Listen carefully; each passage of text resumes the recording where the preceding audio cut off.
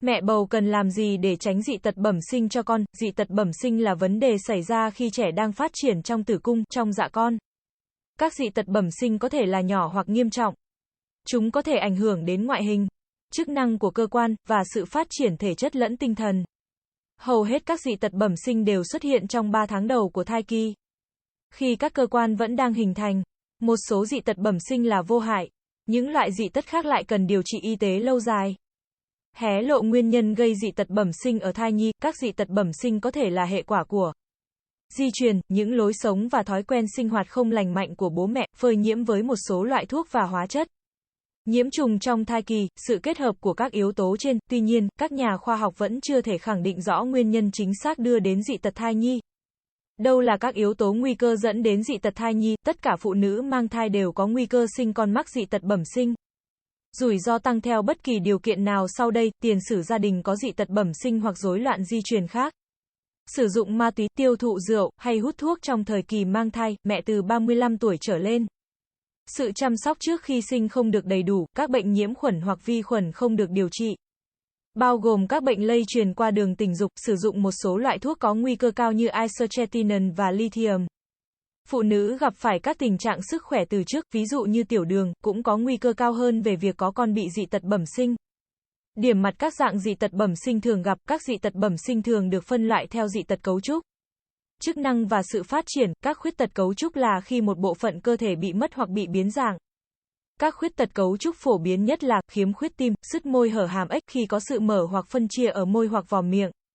U nang, khi tủy sống không phát triển đúng cách, bàn chân vẹo, khi bàn chân chĩa vào trong thay vì chĩa ra ngoài.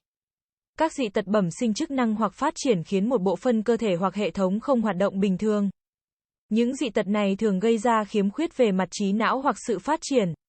Các dị tật bẩm sinh chức năng hoặc phát triển bao gồm các dị tật về chuyển hóa, các vấn đề về cảm giác, và các vấn đề về hệ thống thần kinh. Các khuyết tật về chuyển hóa gây ra các vấn đề về mặt hóa học ở cơ thể của trẻ. Các loại dị tật bẩm sinh chức năng hoặc phát triển bao gồm hội chứng Down, gây ra sự đình trệ trong việc phát triển thể chất và tinh thần. Bệnh hồng cầu lưỡi liềm, xảy ra khi các tế bào hồng cầu trở nên méo mó, xơ nang, gây tổn thương phổi và hệ tiêu hóa. Một số trẻ em phải đối mặt với các vấn đề về thể chất liên quan đến những dị tật thai nhi nhất định. Tuy nhiên, nhiều trẻ không thể hiện bất kỳ dấu hiệu bất thường nào. Khuyết tật đôi khi có thể không được phát hiện trong nhiều tháng hoặc thậm chí nhiều năm sau khi đứa trẻ chào đời.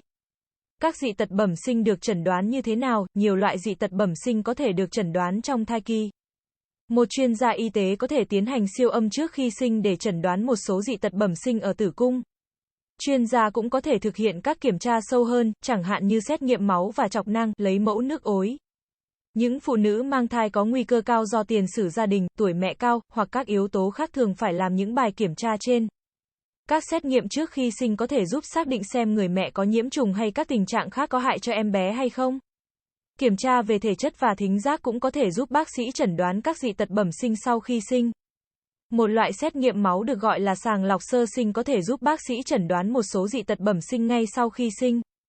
Trước khi các triệu chứng xảy ra, điều quan trọng là bạn phải biết rằng việc sàng lọc sơ sinh không phải lúc nào cũng phát hiện được các dị tật khi chúng xuất hiện.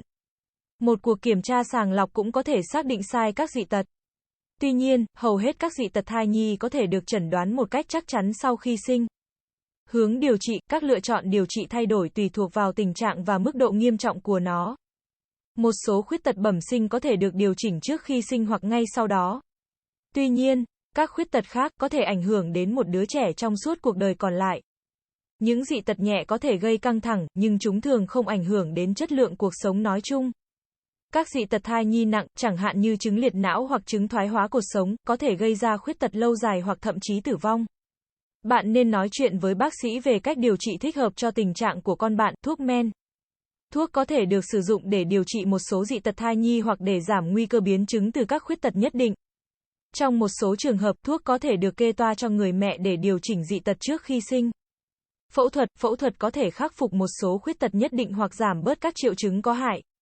Một số người có dị tật bẩm sinh, chẳng hạn như hở môi, có thể trải qua phẫu thuật thẩm mỹ để vừa có được lợi ích về mặt sức khỏe cũng như thẩm mỹ. Nhiều trẻ sơ sinh bị khuyết tật tim cũng cần phẫu thuật. Chăm sóc tại nhà, cha mẹ có thể được hướng dẫn cụ thể về việc cho ăn, tắm rửa, và theo dõi trẻ sơ sinh có dị tật bẩm sinh, làm sao để phòng tránh dị tật thai nhi. Nhiều dị tật bẩm sinh không thể được ngăn ngừa, nhưng bạn có thể thực hiện một số cách để giảm nguy cơ sinh con có dị tật bẩm sinh. Những phụ nữ dự định mang thai nên bắt đầu bổ sung folic acid trước khi thụ thai. Những chất bổ sung này cũng nên được dùng trong suốt thai kỳ. Axit folic có thể giúp ngăn ngừa các khuyết tật của xương sống và não. Các vitamin trước sinh cũng được khuyên dùng trong thai kỳ. Phụ nữ nên tránh uống rượu, dùng ma túy, và thuốc lá trong và sau khi mang thai. Họ cũng nên thận trọng khi dùng những loại thuốc nhất định. Một số loại thuốc an toàn khi bạn không có thai cũng có thể gây ra các dị tật bẩm sinh nghiêm trọng khi phụ nữ có thai dùng chúng. Bạn hãy nói chuyện với bác sĩ về bất kỳ loại thuốc nào bạn có thể dùng, bao gồm thuốc mua không cần kê đơn và các chất bổ sung. Hầu hết các vaccine đều an toàn trong suốt thời gian mang thai. Trên thực tế, một số vaccine có thể giúp phòng tránh dị tật thai nhi. Một số loại vaccine dùng virus sống có thể gây hại cho sự phát triển của thai nhi về mặt lý thuyết. Do đó bạn không nên dùng các loại vaccine này trong thời gian mang thai. Bạn nên hỏi bác sĩ của bạn những loại vaccine nào là cần thiết và an toàn. Duy trì cân nặng ổn định cũng giúp làm giảm nguy cơ biến chứng trong thai kỳ. Những phụ nữ có các chứng bệnh từ trước, ví dụ như tiểu đường, nên đặc biệt chăm sóc sức khỏe của mình, điều vô cùng quan trọng là đi khám trước khi sinh thường xuyên. Nếu việc mang thai của bạn có nguy cơ cao, bác sĩ có thể thực hiện thêm sàng lọc trước khi sinh để xác định các dị tật. Tùy theo loại khuyết tật, bác sĩ có thể điều trị nó trước khi sinh. Tư vấn di truyền, một nhà tư vấn di truyền có thể tư vấn cho các cặp vợ chồng có tiền sử gia đình mắc các khuyết tật hoặc các yếu tố rủi ro khác đối với các dị tật thai nhi. Nhà tư vấn có thể giúp ích khi bạn cân nhắc về việc có con hoặc đã mang thai. Các nhà tư vấn di truyền có thể xác định khả năng con bạn sẽ sinh ra có khuyết tật bằng cách đánh giá lịch sử gia đình và hồ sơ bệnh án. Họ cũng có thể yêu cầu thử nghiệm để phân tích gen của mẹ, cha và bé. Dị tật bẩm sinh xảy ra với con trẻ là điều mà không một ông bố hay bà mẹ nào mong muốn. Tuy nhiên, sự chăm sóc hợp lý, ăn uống khoa học, lối sống lành mạnh kết hợp với việc kiểm tra thường xuyên có thể giúp bạn phòng tránh hay phát hiện sớm các dị tật thai nhi. Nhấn đăng ký kênh để cập nhật những kiến thức hữu ích nhé. Hành trình bỉm sữa nuôi con khỏe dạy con ngoan.